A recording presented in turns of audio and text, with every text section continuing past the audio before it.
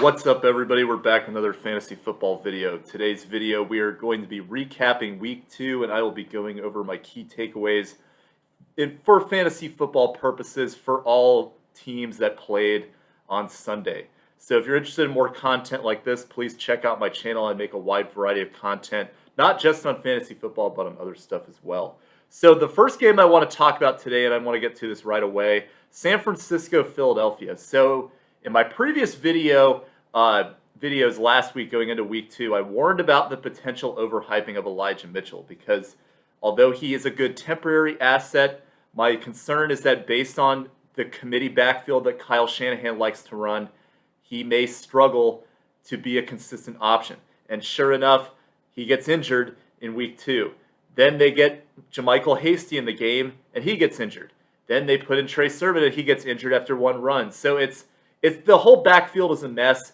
It's been like this for a while, and I honestly think at this point it's turned into something where they've got to relook the training staff in terms of how they're keeping these players healthy because they had the same rash of injuries pretty much over the last 2 seasons for the running back core. So honestly, if you're going to own any of these guys, Trey Sermon is the only one that I really like, but just these guys are players that I would only pick up personally if I'm going to try to flip them for somebody else because I would never really feel comfortable starting any of them. For Philadelphia, my key takeaway is that this offense that we saw in week 2, I think is a little more indicative of what we're going to see throughout the season than the game against Atlanta. And the reason I say this is because Atlanta just looks like a horrific defense in the NFL this season. They don't look very good at all. And we've seen in this game some of the inconsistencies of Jalen Hurts and some of the other players. A lot of other guys really weren't able to break out at all. Devonta Smith had a down game. I think he will generally be an up-and-down player based on the type of football player that I project him to be. So concerned that this is more what we'll see out of Philadelphia than what we saw in the first game. Another key game I want to talk about, New Orleans and Carolina. So my key takeaway for New Orleans is that they really do not have a wide receiver that I can trust right now on this team. I thought Callaway might be that guy. He looked like he was getting off to a good start potentially in the preseason, but just over the last 2 games, he's been highly disappointing. Sunday's game, he only had 2 for 8. None of the other receivers really stepped up. The only one that got any more than 2 receptions was Alvin Kamara. So I think you just got to avoid all these receivers altogether until Michael Thomas comes back. My takeaway for Carolina is that it looks like this offense is pretty much going to be DJ Moore, Christian McCaffrey, and then not really anybody else that you can consistently rely upon. We thought we might see some options out of guys like Robbie Anderson and Terrence Marshall step up potentially, but Brandon Zylstra was the one who kind of really stepped up as that third best offensive player, 3 for 48 and a touchdown, but he's not a guy that I can consistently rely upon. So I think in terms of the flex position players, it's more McCaffrey and then really just a shot in the dark from there on. Next game I want to talk about is Chicago and Cincinnati. And my key takeaway with Chicago is the obvious one is that Justin Fields is going to be the guy to try to pick up on waivers, but I think that everybody pretty much knows that and has been anticipating for that for quite a while. So one of the more underrated takes I want to talk about this team is that Darnell Mooney might actually be a more consistent option for this team than Allen Robinson. Mooney was actually targeted a little more by Justin Fields when he went into the game than Allen Robinson. Allen Robinson did have a touchdown and he dropped another one, but people are still sleeping on Darnell Mooney, and I think that you really have to keep him in mind as well as you go throughout the season because he's going to be a very underrated asset to own. And then my takeaway for the Bengals is that this is a great time to buy low on Joe Mixon. Joe Mixon was one of the only running backs in the league that he was the only one who carried the ball. I think he was the only one who got a carry, or the only player on a team that was the sole recipient of every carry for his team. And that means that he's getting the volume. He doesn't really have anybody challenging him in the backfield, so he's going to have more opportunity. He went up against a tough run defense yesterday, but he's going to get better as the season goes along. So buy low. Houston and Cleveland. So Houston, basically the way I see them is that Brandon Cooks is going to be a must start throughout the rest of the season. So you look at Brandon Cooks' numbers, he had 14 targets, which isn't great, but then everybody else on the team, none of them exceeded 2 targets. So this is almost reminiscent of the way it was with DeAndre Hopkins back in the day before Deshaun Watson got there, where it was just DeAndre Hopkins getting everything. I see that very much the same, but with Brandon Cooks now. So Brandon Cooks is a guy that just based on the volume that he's getting, especially if you're in PPR, you got to start him every week. Cleveland, my takeaway. So I don't really see any of these receivers stepping up if Jarvis Landry and Odell Beckham Jr. miss time for a while, because there's not really any guy that consistently can step up at this time, especially just based on the way this team shares the ball. If I had to pick anybody, it would be Anthony Schwartz, but I like more of the combination of Harrison Bryant, Austin Hooper as tight ends to kind of be the more potential recipients for the passing volume in the event that both their top receivers continue to be out for a lengthy period of time.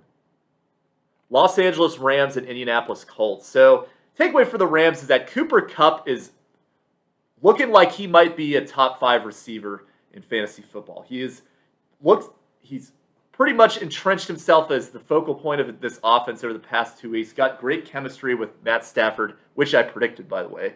But he looks like a great asset to own, and very excited about him going forward. I'm a little concerned with Sony Michel's ability, though, in terms of how he's going to do as the number 1 receiver. I think people are going to be picking him up, but I'm cautious about how efficient he will be. He hasn't really shown a lot of signs of being super efficient throughout his career, especially of late. And he doesn't offer anything in the passing game. So, potential trick on the waivers there. Indianapolis, my takeaway is you talked about Cooper Kupp being a focal point of the offense. Michael Pittman stepping up as a guy that is another focal point of this offense. Led the team with 12 targets. He had 8 receptions for 123 yards. He would be much higher on my board in terms of the overall outlook, but I'm just concerned of how this is going to look with Jacob Eason throwing him the ball if he does have to play, because Carson Wentz is just proving that he's not able to stay healthy, and it's just going to continue to plague this team and unfortunately bleed into the wide receiver core. Denver and Jacksonville. So my takeaway with Denver, neither of these players played particularly well in this game, especially based on what the expectations were. But I like Javonte Williams over Melvin Gordon, and I think that the stats are indicating that Javonte Williams is getting more involvement. They both split the same number of carries in this past game, but Javonte Williams by far more efficient, 13 carries, 64 yards, whereas Melvin Gordon had 13 carries for 31 yards. So that is a very good sign for Javonte Williams owners that he's going to have more involvement. And Javonte Williams also had a reception as well, so he is potentially getting some involvement there as the season goes along. I like him to have more opportunities based on the efficiency that he has shown relative to Melvin Gordon. Other takeaway for Jacksonville, unfortunately, I think you have to lower your expectations for all these receivers. The way we viewed this team going into the season is that Trevor Lawrence is going to elevate this team to have a 3-receiver scheme in which all of them are reliable. Marvin Jones, DJ Chark, and Laviska Shenault. But now it's looking like Marvin Jones is really the only one that is really showing to be productive of this group. I know they've played a tough defense this past week, but this offense does not look good, and I think you have to significantly lower your expectations of this team. New York Jets and New England. So Zach Wilson is going to get a lot of press, obviously, so I'm not going to necessarily talk about him. But to me, one of the more underrated stories in terms of fantasy on this team is Braxton Berrios.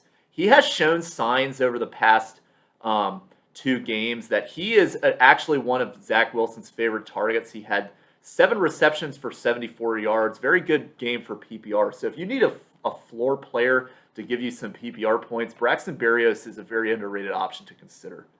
For New England. So my takeaway with them is James White.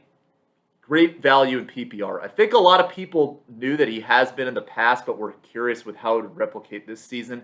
But the fact that this team does not really have an elite receiver stepping up at this time, Jacoby Myers is maybe the closest thing to being the best receiver on this team, but James White is going to have a great role as a pass-catching running back, especially as Mac Jones continues to be developed as a passer. So James White is going to have a lot of opportunity on this team. think you have to treat him as a borderline start player in your flex every single week. Next, we move to Atlanta and Tampa Bay. So my takeaway with Atlanta is it looks like Cordero Patterson is actually the back to own. Mike Davis has been relatively disappointing, and I did think that Mike Davis had the potential of being overtaken in this backfield. I just didn't think it was going to be to Cordero Patterson. But sure enough, Patterson shows that he has more pass-catching ability. He's got a better just explosive play capabilities so far. So Cordero Patterson, to me, if you're going to own any of these guys, I would own him because Mike Davis really struggling so far to start the season. Takeaway with Tampa Bay. So I give it, they're off to a hot start, and some of these players are off to a hot start as well. But I talked about the inconsistency with some of these offensive players. Antonio Brown, I said to sell high on because there's going to be up and down games for these guys. Mike Evans had a poor game 1. Antonio Brown came back with a poor game 2. It's going to happen to somebody in week 3. So I don't really like this team as much for the consistency, but their offense is so explosive that if you're willing to accept that, you could have some good value. But I think that some of these players I still say try to sell high on, like Gronkowski, if you can. Las Vegas and Pittsburgh. So Las Vegas, my takeaway is that I'd rather have Kenyon Drake the rest of the season over Josh Jacobs. I know Josh Jacobs is injured, but they're just not a very... They're a better passing game team than they are a running team. Josh Jacobs has not really shown signs of being particularly efficient so far. And Kenyon Drake has a lot of value in the passing game as well. So Josh Jacobs, I'm a little concerned with, just how he's going to look coming off a toe injury rest of the season. But Kenyon Drake carved out a pretty good role as a passing running back. I like him a little more going forward rest of the season. Pittsburgh. So we'll see what happens with Deontay Johnson's injury, but he is stepping up as the preferred option of these 3 receivers, which is a little unexpected. I would have thought Claypool would have been that guy, but Deontay Johnson is more consistent, gets more targets from Big Ben. Looks like he's going to be the more reliable receiver, but we'll see how this injury that he suffered at the end of the game develops. Couple games left. We'll try to get through this quickly. So Tennessee and Seattle. Tennessee, my takeaway, Derrick Henry, monster performance. But what I really liked is 6 receptions in this game. So if he gets more involved in the passing game, he becomes a elite running back, potential top 3 guy. I've kind of had him more in my top 5 range, but he's going to bump up if he gets more PPR involvement, especially if he has running games like this. And then Seattle, Tyler Lockett has looked like the number 1 receiver on this team. I'm still buying low on DK Metcalf, though, because I think he will have breakout games, even though he hasn't necessarily put it together so far. Minnesota and Arizona. So Arizona, takeaway, Kyler Murray playing excellent, but Chase Edmonds, I think, is going to be a guy to consider buying low on because he is stepping up as the preferred running back in this backfield, and he's more explosive than James Conner. He's going to get some touchdown opportunities as the season goes along, so try to buy low on him. I think we'll have some good games as the season develops. For Minnesota, so pay attention to KJ Osborne. He's being slept on a little bit, but he is developing very well as that 3rd receiver for them. And it's going to be interesting to continue to monitor this team and see if KJ Osborne stays involved, how it's going to affect the targets of everybody else. Adam Thielen didn't have as great of a game this week as he had in that first week. Justin Jefferson maybe starting off a little bit slow too. So we'll see how this develops the rest of the offense, if they're actually going to be involving Osborne more. Very interested in him as a receiving option. Dallas and the Chargers. So I said to sell high on Amari Cooper. He was my cover athlete in that video. And sure enough, Amari Cooper, as I said, is very inconsistent. And you could not rely on him consistently to put up the monster performances like he did in week 1. So you should have tried to sell high on him while you could. CeeDee Lamb, to me, is the guy that's more consistent. He gets more targets. He's generally somebody that I think Dak is going to build more rapport with as the season goes along. And I'd like CeeDee Lamb by far over Amari Cooper for the rest of the season. And then for the Chargers, Mike Williams, legit. I wasn't exactly sure. So Mike Williams has shown signs of being a guy like Amari Cooper in the past where he's been up and down. And he's definitely got a long way to go to shake that stigma, I guess, that he has with some people. But the way he started this season, he looks like a great receiver, outperforming Keenan Allen. Um, we will continue to develop to see this as the season goes along. But if Justin Herbert is there and continues to develop good rapport with Mike Williams, he's going to get into that potential that we thought he could have. So we've got one game left, and I apologize for the we got 2 games left. My apologies on that. So basically, Buffalo and Miami. My takeaway with Buffalo is to try to sell Zach Moss high. Zach Moss shows to definitely be the second preferred back compared to Devin Singletary, but Zach Moss gets 2 touchdowns on 8 carries. Remember, he didn't play in week 1 because of a healthy scratch. So possibly they felt that they didn't need him for that game, but we'll see. I would try to sell high on Zach Moss. I think he has got some had a good game, but you might be able to flip him for better, more consistent value. And then Miami, unfortunately, with Tua's injury, it just brings down the value of the entire offense. I would still try to buy low on Myles Gaskin, though. I think he will be a good player to consider moving forward, but definitely the injury to Tua, very concerning for this team's offense the rest of the season.